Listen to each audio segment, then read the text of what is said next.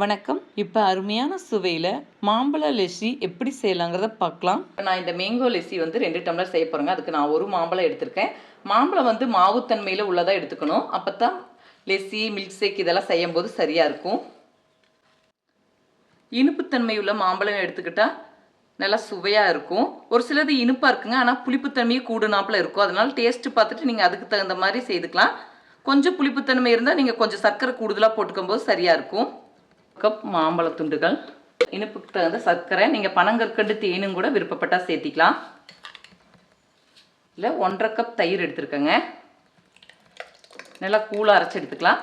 தயிர் வந்து ஓரளவுக்கு புளிப்புள்ள தான் இருக்கணுங்க, ரொம்ப புளிப்பு தயிர் எடுத்துக்கக்கூடாது, லெஸ்ஸி நல்லா இருக்காது. இப்போ நல்லா கூலாக லெஸ்ஸி அரைச்சாச்சு. இப்போ டம்ளருக்கு மாற்றிக்கலாம். இது கூடவே எக்ஸ்ட்ரா பாதாம், பிஸ்தா, முந்திரி நறுக்குனது சேர்த்திக்கலாம். இப்போ அருமையான சுவையில் மாம்பழ லெஸ்ஸி செய்துட்டேங்க.